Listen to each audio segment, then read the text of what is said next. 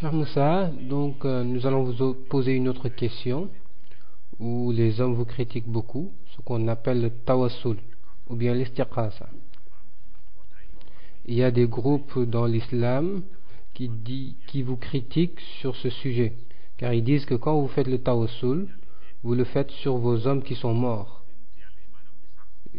Ils cherchent auprès de leurs morts de l'aide, alors que celui qui est mort ne peut plus aider ceux qui vivent toujours. Alors que les gens du tasawwuf vont dans les tombes de leurs saints et leur prient pour qu'ils leur donnent des choses. Et jusqu'à même on dit que les gens du tasawwuf sont des gens qui adorent les tombes. Que répondez-vous sur ça? Vous savez, le tawassul et le tabarut sont différents. Tawassul et tabarut. Tawassul, c'est chercher un moyen d'accès. Le tabarut, c'est chercher une bénédiction. Le tawassul et le tabarut, c'est pas la même chose. Non, c'est pas la même chose. Le prophète sallallahu alayhi wa sallam avait dit: chercher un moyen d'accès par mon degré à Allah. C'est pour cela que tu pries Allah par le degré du prophète. Mais c'est pas au prophète que l'on demande, car le prophète n'a rien à donner. Celui qui donne, c'est un seul, c'est Allah. Car chacun tend ses mains à Allah. Il n'y a personne qui tend ses mains à une autre personne. Même si aujourd'hui je te demandais de prier pour moi, je tendrai mes mains et toi aussi tu tendrais tes mains et on les tend à Allah. C'est ça, chercher un moyen d'accès à Allah. Mais c'est pas à l'homme que tu as demandé de te donner quelque chose. Car celui à qui tu demandes, il n'a rien à te donner. Ce que tu lui demandes, lui-même en a besoin. Donc on ne le demande qu'à Allah. Lui seul a les biens. Donc ils se font des idées qui n'existent pas. Car si tu n'es pas dans une voie, tu ne peux pas savoir comment ça marche. Celui qui n'est pas dans le tasawwuf, il ne peut pas savoir comment ça fonctionne jusqu'à critiquer les autres. Tu n'iras que par tes propres idées. C'est pour ça que tous ceux qui les critiquent ne vont que par leurs propres idées, mais ils ne savent pas ce qu'ils vivent vraiment. Mais une affaire dans laquelle tu n'es pas, tu ne vis pas, comment pourrais-tu le connaître? Tu ne verras tout simplement des gens dans la rue et tu penseras que tout le monde sont comme ça. Mais il n'y a personne à qui l'on demande si ce n'est Allah. On ne demande à personne si ce n'est Allah. Mais on peut demander à Allah par le degré d'une personne. On dit que quand vous allez dans les cimetières, vous priez les saints des tombes. On ne prie pas les gens des tombes, car on sait que celui-là qui est dans la tombe, s'il pouvait quelque chose, il ne serait pas dans la tombe. Donc on ne le prie pas. On va pour prier pour lui et prier Allah par son degré. Car on sait que c'est quelqu'un qu'Allah a agréé. Car si on voit dans ce monde, à l'extérieur, ces actes, ces comportements qui sont pareils à ce que l'islam agrée, donc on peut espérer de lui un degré auprès d'Allah.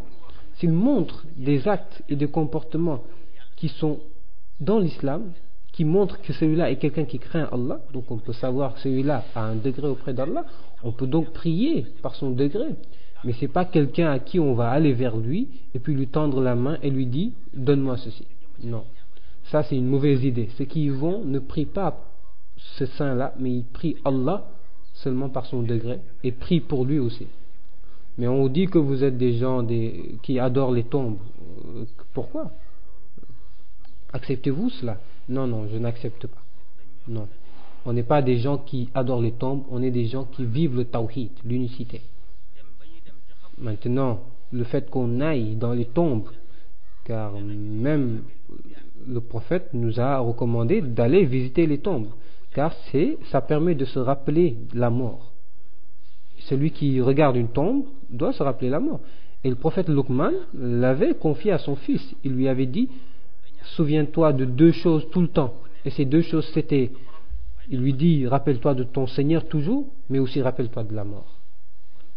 Donc celui qui va dans un milieu où on a enseveli des morts, et que tu es sûr qu'un jour ou l'autre, toi aussi tu seras enseveli pareil, donc tu dois te rappeler la mort. Donc nous ne pensons pas que nous sommes des gens qui adorent les tombes. Non, on adore Allah. Mais on honore ceux qu'on a ensevelis là-bas, et on prie pour eux et prie Allah par leur degré. Mais vous ne priez pas, vous ne demandez pas à eux quoi que ce soit. Non, on ne demande rien à eux. Car même quand ils vivaient, ce n'était pas à eux qu'on demandait. On allait chez eux, on leur disait: prie Allah pour moi. Donc, comment vas-tu laisser jusqu'à qu'ils meurent et que tu vas lui dire donne-moi. Cela n'est pas intelligent, ce n'est pas raisonnable. Donc c'est seulement une mauvaise idée. Mais cette idée est fausse. Les gens ne sont pas fous et ce ne sont pas des associateurs. Ils croient en Allah. Et le tasawwuf t'enseigne le tawhid, c'est-à-dire connaître ton Seigneur et l'unifier. L'homme ne connaîtra jamais Allah, l'unifiera jamais et pour aller après adorer des individus. Le tasawwuf t'enseigne l'unicité, te montre que seul Allah est Seigneur, t'enseigne que seul Allah est, et tous les musulmans tendent la main à Allah. Il n'y a personne qui tend la main à son prochain. Comment cet homme peut connaître Allah et après aller adorer des créatures? Cela c'est impossible. C'est peut-être toi maintenant qui vois qu'il honore la personne et que tu penses qu'il l'adore. Non, mais c'est le prophète qui a dit honorer les savants. Celui qui les honore, c'est moi qui l'a honoré. Donc adorer les savants, c'est appliquer l'ordre du prophète. Donc ce que l'on fait pour ces saints, c'est seulement les honorer pour leur connaissance en Allah et pour leur crainte qu'ils ont pour Allah. Mais s'ils étaient comme tout le monde, on les aurait pris comme tout le monde. Si on te voyait et que tu n'as aucune part en Allah, on t'aurait fait comme on fait à tout le monde que l'on rencontre dans la rue. Mais c'est parce qu'on les a vus dans la voie d'Allah qu'ils ont montré une crainte d'Allah et c'est pour ça qu'on les a honorés.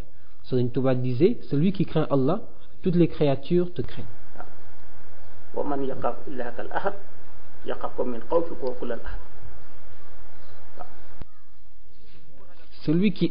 Tous ceux qui craignent Allah et lui donnent le respect qu'il doit, toutes les créatures te respecteront et t'honoreront.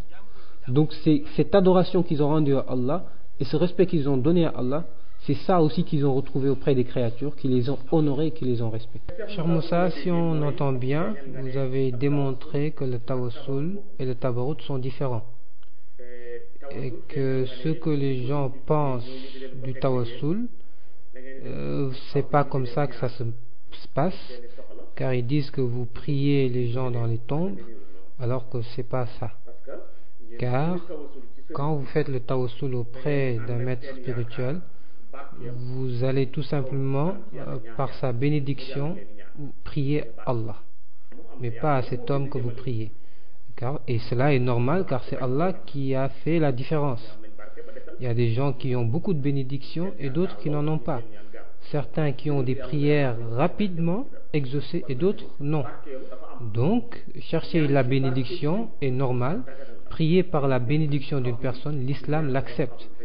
Donc, vous ne demandez pas à ceux qui sont morts, mais vous priez pour les morts et vous priez aussi par leur bénédiction. Donc, cela est correct et normal.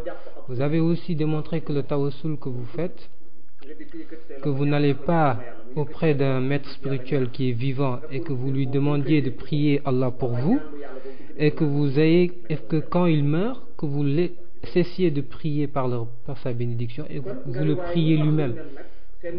Cela n'est pas raisonnable, vous avez raison. Vous avez donc dit que ceux qui disent cela, ceux qui vous critiquent, ne vont que par leur propre idée. Et que donc ils ont fait des péchés, car Allah nous dit dans le Coran, une partie des idées est un péché. Donc ce qu'ils auraient dû faire, c'est demander à celui qui tend les mains, à qui tu pries et qu'est-ce que tu fais comme ça. Peut-être que s'il l'aurait fait, celui-là les aurait expliqués et leur comprenait, et ils comprendront. Mais s'ils se disent avec leur fausse idée qu'ils prient celui qui est mort, cela est une fausse idée, donc c'est un péché. Donc c'est ça qui aurait dû être. Tout cela maintenant, ce qui cause tout cela, c'est seulement s'éloigner d'Allah et ne pas le connaître. Car si tu ne le connais pas, tu ne jugeras que par ce que tu vois. Pourtant, eux pensent qu'ils connaissent Allah, ils ont lu les livres. Ou bien on ne connaît pas Allah dans les livres? Non. Les livres, c'est des choses qu'un homme comme toi l'a écrit. Il peut se tromper. Non, je demande si on ne peut pas connaître Allah dans les livres. On ne peut pas connaître Allah dans les livres. Alors comment devrions-nous le connaître? Tu devras aller au-delà des livres. Aller où? Auprès des hommes. Car le livre, c'est un homme qui l'a écrit. Oui ou non? Si tu lis une chose et que tu ne comprends pas, vas-tu continuer de lire? Je pense que tu vas aller chez la personne qui l'a écrite ou bien quelqu'un qui la comprend mieux que toi, et cet quelqu'un sera un homme comme toi. Donc c'est vers l'homme que tu pourras t'éclaircir, car le livre lui-même c'est l'homme qui l'a écrit. Donc tout ce qui t'échappe dans le livre, c'est auprès d'un homme que tu pourras le connaître. Tout livre est écrit par un homme, toute connaissance est à l'intérieur d'un homme. Donc c'est chez l'homme que tu vas. Maintenant, étudier les livres, c'est bien. Mais qui a écrit les livres? C'est un homme qui l'enseigne. Donc l'indication, l'éclaircissement est auprès des hommes. C'est vers les hommes qu'il faut aller.